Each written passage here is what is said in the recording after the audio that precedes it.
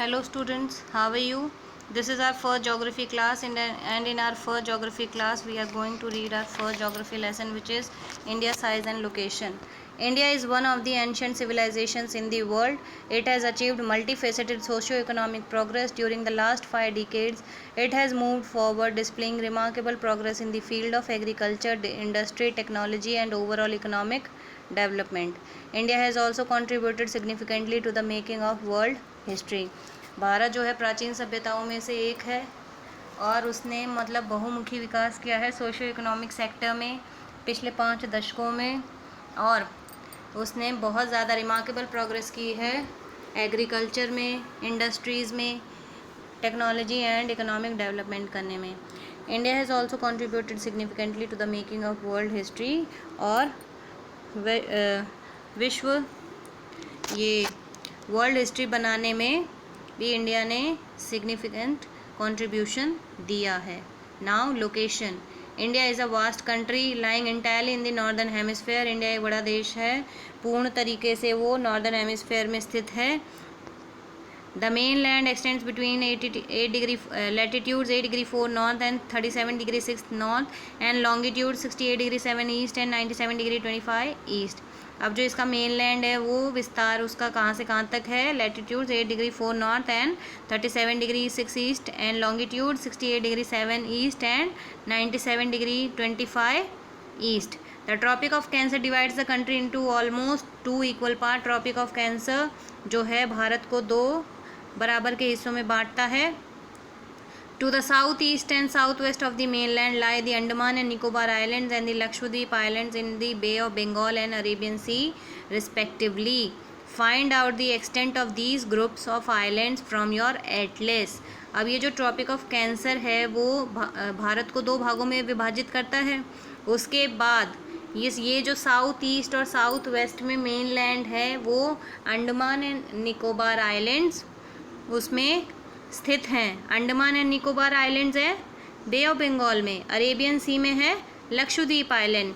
अब you have to find the extent of these group of islands from your atlas book. Now size. The land mass of India has an area of 3.28 million square kilometre. अब भारत के पास कुल क्षेत्र है वो है 3.28 million square kilometre. India's total area accounts for about 2.4% of the total geographical area of the world. अब भौगोलिक area जो है भारत के पास वो है 2.4% पूरे वर्ल्ड का. वर्ल्ड के कंपैरिजन में इंडिया के पास 2.4% एरिया है. From figure 1.2 it is clear that India is the 7th largest country of the world. अब ये जो फिगर है 7 largest countries of the world 1.2, इसमें it is clear that the India is having 7th position.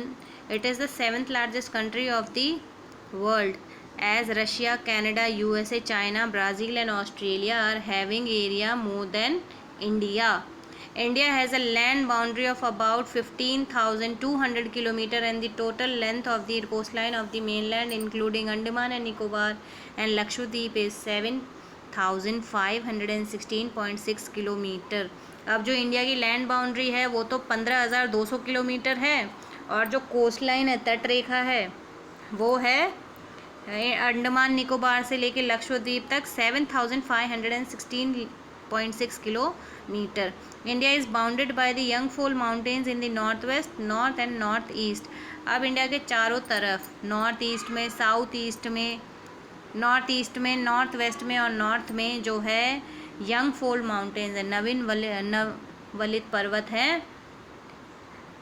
South of about 22 degree north latitude it begins to taper and extend towards the Indian Ocean, dividing it into 2 seas, the Arabian Sea on the west and Bay of Bengal on the east.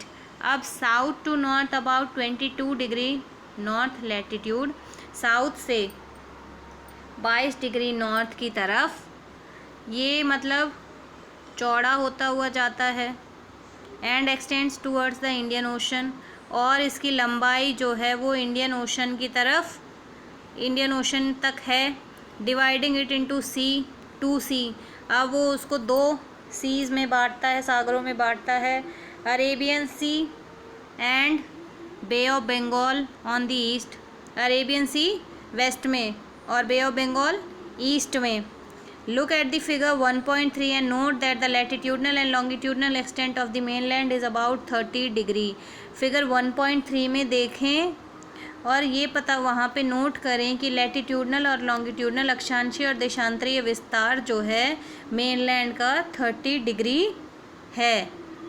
Despite this fact, the east-west extent appears to be smaller than the north-south extent।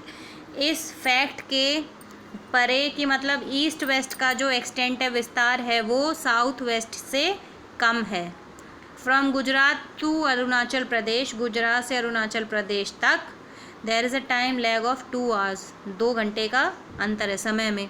Hence time along the standard meridian of India which is 82 degree and 30 east passing through Mirzapur in UP is taken as the standard time for the whole country.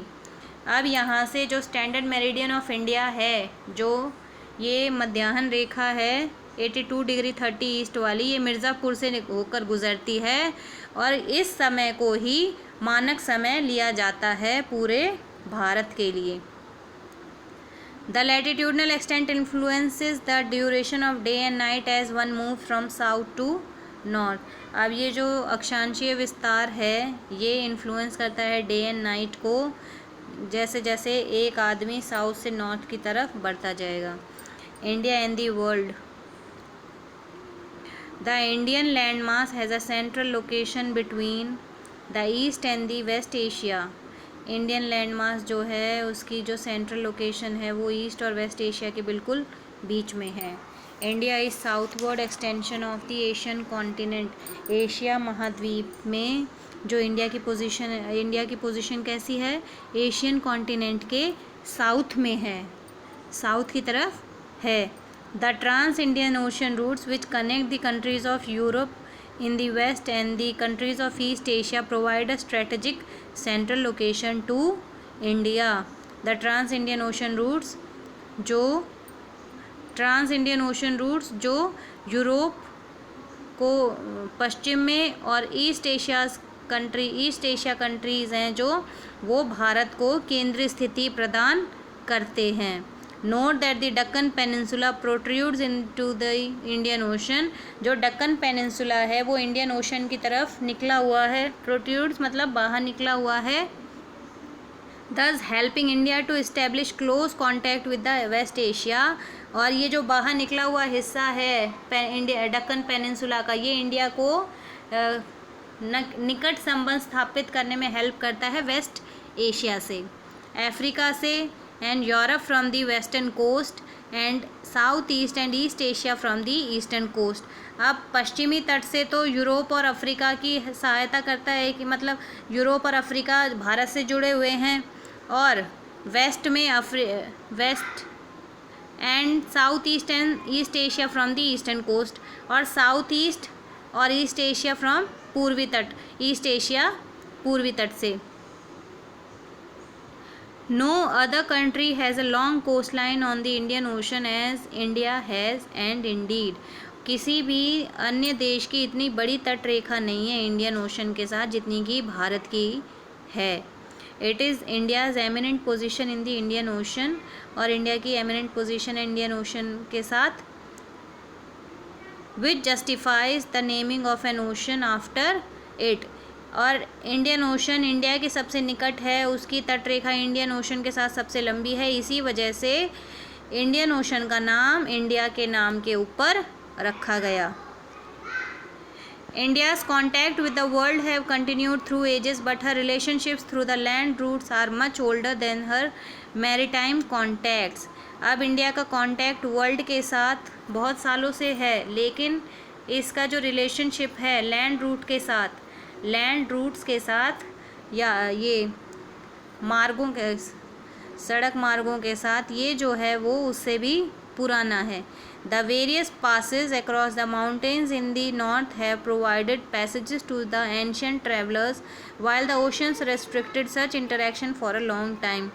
अब ये पहाड़ों से north में, north के पहाड़ों से various Passage हैं, दर्रे हैं, रास्ते हैं जो पैसेज प्रोवाइड करते थे, मार्ग प्रोवाइड करते थे पुराने ट्रैवलरों को, यात्रियों को, क्योंकि वो ओशन से आ नहीं पाते थे। ओशन से आना उस टाइम पे संभव नहीं हो पाता था काफ़ी लंबे समय तक।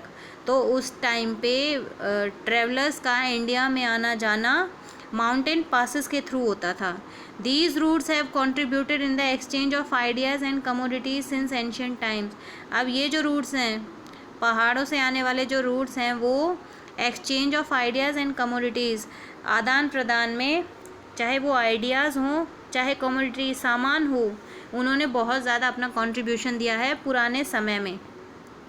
The ideas of the Upanishads and the Ramayana, the stories of Panchatantra, the Indian numerical and the decimal system thus could reach many parts of the world। और इन्हीं मार्गों से चल के उपनिषद, रामायण, स्टोरी ऑफ पंचतंत्र, पंचतंत्र की कहानियाँ, द इंडियन न्यूमरल्स, भारतीय ये संख्या प्रणाली, डेसिमल, ये डॉट सिस्टम, दस could reach many parts of the world, और इसी वजह से ये सारी चीज़ें भारत, विश्व के दूसरे हिस्सों में जा पाई हैं भारत से। The spices, muslin and other merchandise were taken from India to different countries. मसाले, मसलिन और अदर मर्चेंडाइज चीज़ें जो है भारत से दूसरे देशों में ले जाई गई हैं इन्हीं रास्तों की वजह से।